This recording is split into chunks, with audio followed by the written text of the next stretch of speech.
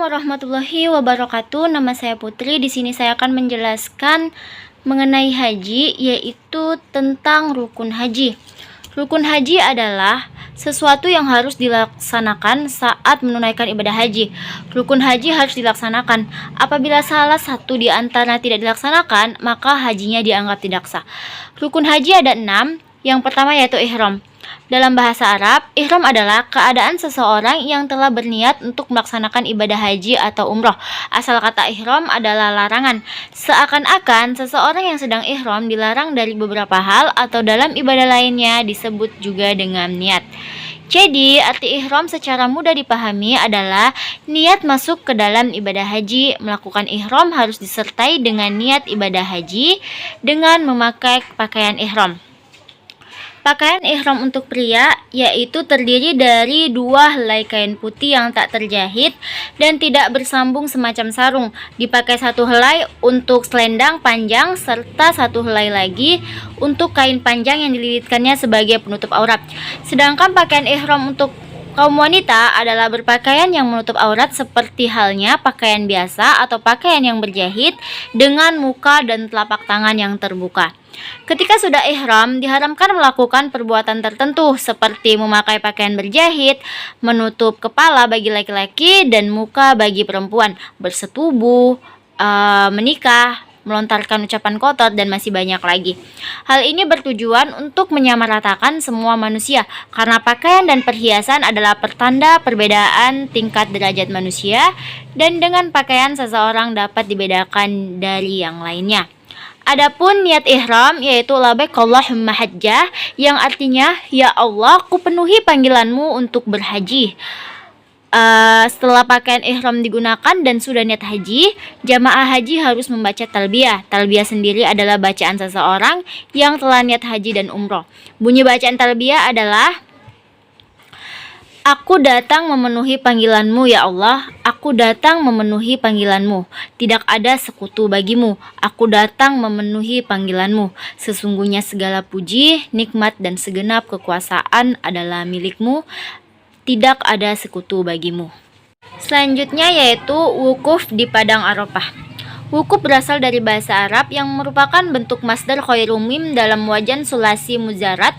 Kata wukuf berasal dari kata waqafa yakifu waqfan.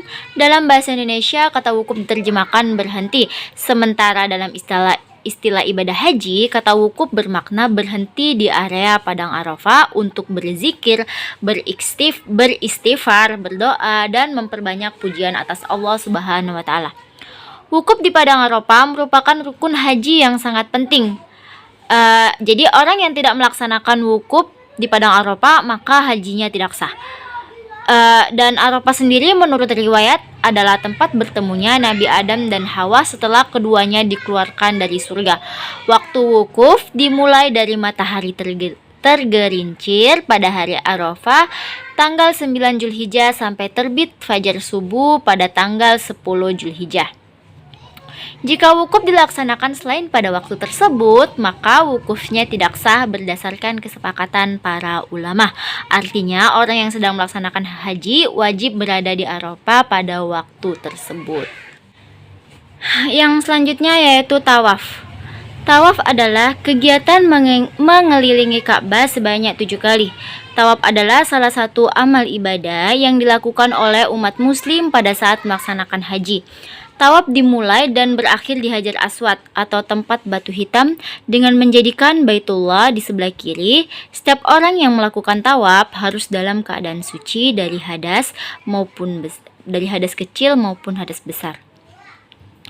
Syarat tawaf yaitu sebagaimana saat melakukan ibadah yang lain, pada saat melakukan tawaf harus suci dari hadas dan kotoran.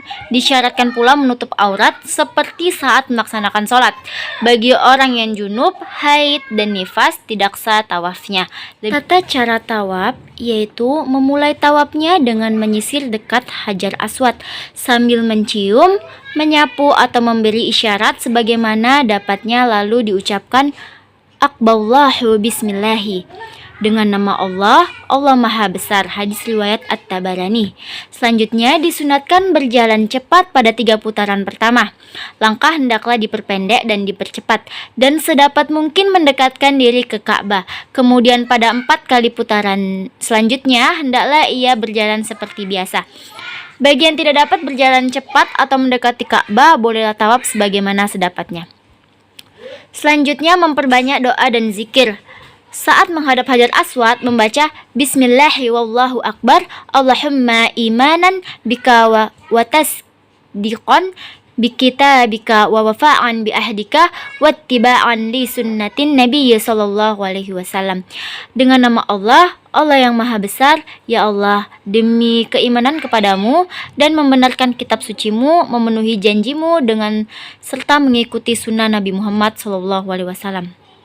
Jika telah mulai tawaf, diucapkan subhanallah walhamdulillah wala ilaha illallah wallahu akbar wala haula wala quwata illa billah. Maha suci Allah, segala puji bagi Allah dan tiada Tuhan selain Allah. Allah Maha Besar dan tiada daya maupun upaya kecuali dengan Allah. Hadis riwayat Ibnu Majah. Atau membaca doa-doa lain untuk kebaikan dan keberkahan dunia akhirat. Ketika berada di antara rukun Yamani dan Hajar Aswad, disunahkan membaca Rabbana atina fid dunya hasanah wa fil akhirati hasanah wa qina adzabannar. Ya Rabb, karuniakanlah pada kami kebaikan di dunia dan kebaikan di akhirat, serta selamatkanlah kami dari siksa api neraka. Quran Surah Al-Baqarah ayat 201. Jika telah selesai 7 putaran, sholatlah 2 rakaat dekat makam Ibrahim sambil membaca Bismillahirrahmanirrahim. Wattakhidhu mim maqami Ibrahim musallah, yang artinya dan jadikanlah sebahagian makam Ibrahim tempat sholat. Quran Surah Al-Baqarah ayat 125. Dengan demikian berakhirlah tawaf tersebut. Selanjutnya sa'i. Sa'i adalah berlari-lari kecil di antara Bukit Safa dan Marwah sebanyak 7 kali. Perjalanan dari Bukit Safa ke Bukit Marwah dihitung 1 kali dan juga dari Bukit Marwah ke Bukit Safa dihitung 1 kali. Kedua bukit yang satu sama lainnya berjarak sekitar 405 meter. Ketika melintasi Batnul Wadi, yaitu kawasan yang terletak di antara Bukit Safa dan Bukit Marwah, saat ini ditandai dengan lampu neon berwarna hijau. Para jamaah pria disunahkan untuk berlari-lari kecil, sedangkan untuk jamaah wanita berjalan cepat. Dalil yang menyebutkan dan menjelaskan tentang sa'i yaitu sesungguhnya Safa dan Marwah merupakan sebagian dari syiar agama Allah. Maka barang siapa yang beribadah haji ke Baitullah atau berumrah, tidak ada dosa baginya mengerjakan sa'i antara keduanya. Dan barang siapa dengan kerelahan hati mengerjakan kebajikan, maka Allah Maha mensyukuri, Maha mengetahui. Quran Surah Al-Baqarah ayat 158. Adapun syarat-syarat sa'i, yang pertama hendaklah dimulai dari Bukit Safa dan disudahi di Bukit Marwah.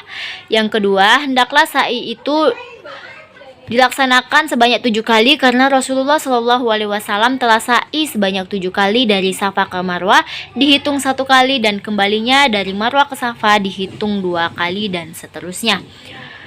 Selanjutnya waktu sa'i hendaklah sesudah tawaf. Dalam ibadah sa'i antara Safa dan Marwah mengandung pengertian memohon pertolongan kepada Allah dalam menghadapi kesulitan dan memohon ampunan dari seluruh perbuatan dosa.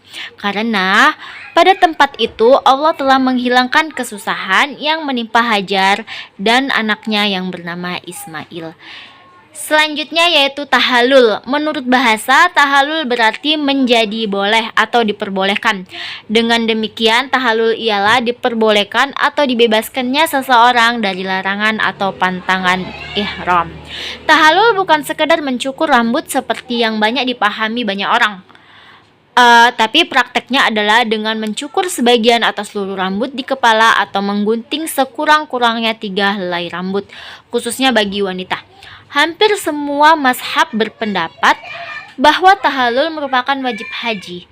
Hanya Syafi'iyah menganggapnya sebagai rukun haji. Dalil yang menjelaskan tentang tahallul yaitu sesungguhnya Allah akan membuktikan kepada Rasulnya bahwa mimpi Rasulnya itu akan menjadi kenyataan, yaitu engkau beserta penduduk Mekah lainnya akan memasuki kota Mekah insya Allah dengan aman, bebas dan rasa takut terhadap kaum musyrik dengan mencukur rata kepalamu.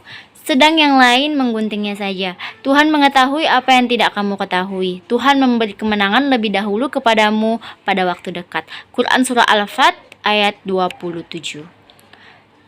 Selanjutnya syarat-syarat tahallul yaitu sekurang-kurangnya memotong atau mencukur 3 helai rambut. Saat pencukuran dilakukan, seluruh rukun haji berupa ihram, wukuf, tawaf, dan sa'i telah dilaksanakan dengan tertib. Selanjutnya, bagian tidak memiliki rambut maka cukup menjalankan pisau cukur di kepalanya. Tidak memadai jika yang dicukur kumis atau jenggot. Selanjutnya, ihtiyatan atau menjaga kehati-hatian. Sebaiknya yang mencukur rambut si muhrim adalah si halal. Selanjutnya yaitu tertib. Tertib ialah mengerjakan semua rukun-rukun haji sesuai dengan urutannya dan tidak boleh ada yang terlewat. Tidak hanya haji, banyak ibadah dalam syariat Islam yang masuk tertib sebagai rukun dan biasanya menjadi rukun terakhir. Sedangkan rukun sendiri bermakna apa-apa yang harus dijalankan. Sehingga dengan adanya rukun tertib tidak boleh meloncati rukun-rukun yang telah ditetapkan dan membuat umat Islam sedunia seragam dalam menjalankan ibadah haji. Sekian materi selanjutnya yaitu mengenai wajib haji yang akan dijelaskan oleh Syafina Maulani. Baiklah, Assalamualaikum warahmatullahi wabarakatuh. Saya Syafina Maulani akan melanjutkan presentasi pada hari ini yaitu mengenai tentang wajib haji. Ibadah haji diwajibkan bagi setiap muslim dan muslimah yang mampu istithaq sekali seumur hidup. Kewajiban untuk melaksanakan ibadah haji ditetapkan berdasarkan Al-Quran, Sunnah, dan Ijma'. Dasar kewajiban haji dalam Al-Quran adalah firman Allah yang artinya, sesungguhnya rumah yang mula-mula dibangun untuk tempat beribadah manusia ialah Baitullah yang Bakkah atau Mekah yang diberkahi dan menjadi petunjuk bagi semua manusia. Padanya terdapat tanda-tanda yang nyata, diantaranya Maqam Ibrahim. Barang siapa memasukinya atau Baitullah itu menjadi amanah dia. Mengerjakan haji adalah kewajiban manusia terhadap Allah Subhanahu wa taala, yaitu bagi orang yang sanggup mengadakan perjalanan ke Baitullah. Barang siapa mengingkari kewajiban haji, maka sesungguhnya Allah Maha Kaya tidak memerlukan sesuatu dari semesta alam.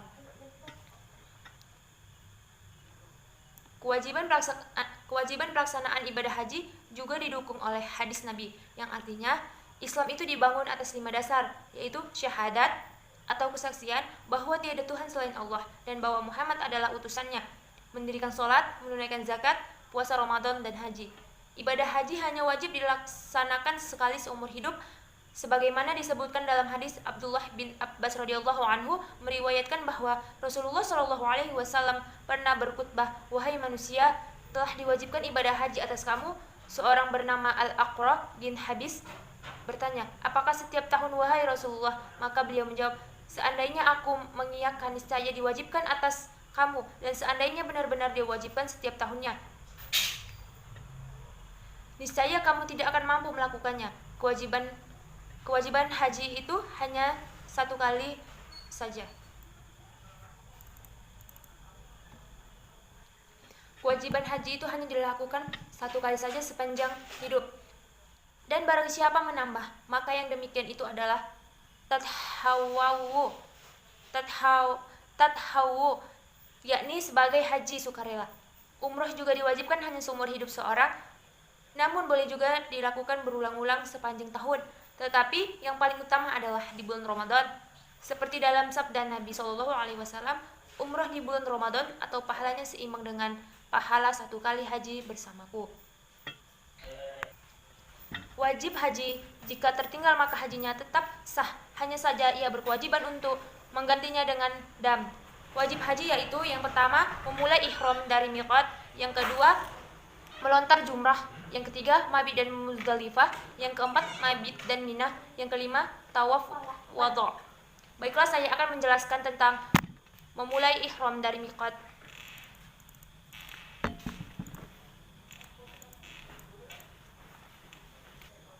Yang pertama itu berihram di miqat. Calon haji memulai ini dari titik awal tempat itu yang berniat melaksanakan haji atau umroh. Sudah harus memakai pakaian ihram.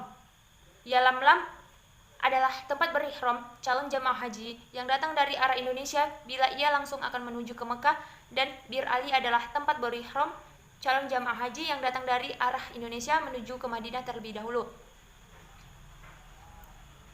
Yang kedua, mabit di Muzdalifah. Mabit di Muzdalifah adalah menginap semalam di Muzdalifah pada malam tanggal 9 Zulhijjah, waktu dikerjakan setelah wukuf di Arafah. Yang ketiga, mabit di Mina. Mabit di Mina adalah bermalam selama 3-4 hari di suatu hamparan padang pasir yang panjangnya sekitar 3,5 km. Waktunya adalah malam tanggal 11, 12, dan 13 Zulhijjah. Bermalam di Mina dilakukan semalam penuh, yang boleh dilakukan mulai sore hari sampai terbit fajar, dan juga boleh bermalam paling sedikit 2-3 malam. Yang keempat, melontar jumrah. Melontar jumrah adalah melempar batu pada sebuah tempat yang diyakini untuk memperingati saat setan menggoda Nabi Ibrahim agar tidak melaksanakan perintah Allah Subhanahu wa taala untuk menyembelih putranya Nabi Ismail. Tanggal 10 Zulhijjah melontar jumrah apabila dengan 7 butir kerikil, dan pada hari-hari tasyrik yaitu 11, 12, dan 13 Zulhijjah melontar ketiga jumrah. Yang kelima, tawaf wada'. Tawaf wada' adalah suatu penghormatan terakhir kepada Baitullah. Tawaf wada' merupakan tugas terakhir dalam melaksanakan ibadah haji dan ibadah umroh di tanah suci. Baiklah, sekian dari saya. Assalamualaikum warahmatullahi wabarakatuh.